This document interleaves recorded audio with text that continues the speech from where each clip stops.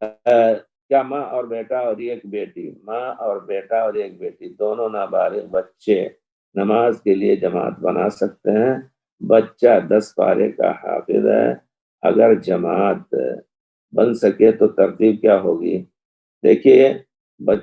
ماں باپ تو آگے ہو، یا باپ نہیں ہے، یہاں ماں اور بیٹا ہے، تو بیٹا آگے ہوگا، وہی جماعت کرائے گا، اور ایک بیٹی جو ہے، بیٹا آگے ہوگا، ماں ان کے ساتھ ہوگی، ماں بیٹی کے ساتھ ایک جماعت بنائیں گے۔ اگر باپ ہے تو بیٹا باپ کے ساتھ، باپ امامت کرے یا بیٹا امامت کرے، دونوں ایک ساتھ ہوں گے، اور ماں اور بیٹی پیچھے ہوں گی۔ اکٹھا ایک لائن میں بیٹا اور بیٹی جو ہے ماں امامت کریں نہیں، بیٹا ہی امامت کریں اور بیٹی اور ماں پیچھے رہیں، اس طرح جماعت صحیح ہے انشاءاللہ، بہت ہی صحیح ہے۔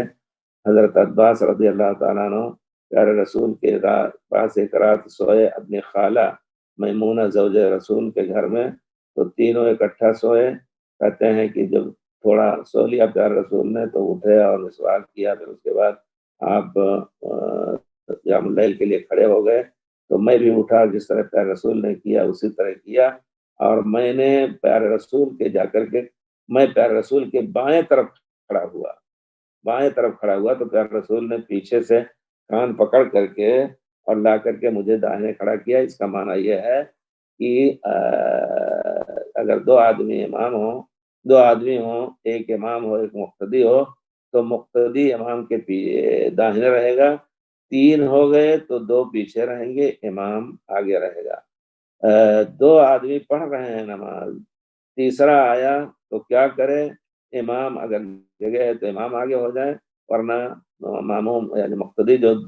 داہنے ہے امام کے، ان کو پیچھے آہستہ سے کھینچ لیا جائے، اس سے نماز میں خرابی یا کمی نہیں ہوگی۔ تو پیارے رسول نے ان کو داہنے کیا، پھر کہتے ہیں فقامت العجوز،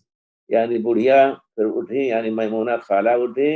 اور انہوں نے بھی وضو کیا، اور ہم دونوں کے پیچھے کھڑی ہو کر کے انہوں نے اپنا قیام اللیل کیا پیارے رسول کی جماعت کے ساتھ۔ تو گھر والے اگر جماعت کے ساتھ پڑھنا چاہتے ہیں تو ہمیشہ نہیں، کبھی کبھی جماعت کے ساتھ پڑھ لیا کریں۔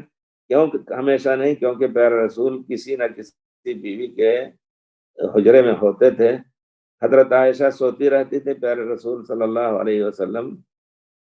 اپنا قیام اللیل کرتے تھے، وہ اٹھ کر کے ہو سکتا ہے اپنا الگ قیام اللیل کریں، تو بہرحال لیکن جب آواز قرآن کی آ رہی ہے، اگر آواز سے پڑھ رہے ہیں ایک ہی کمرے میں،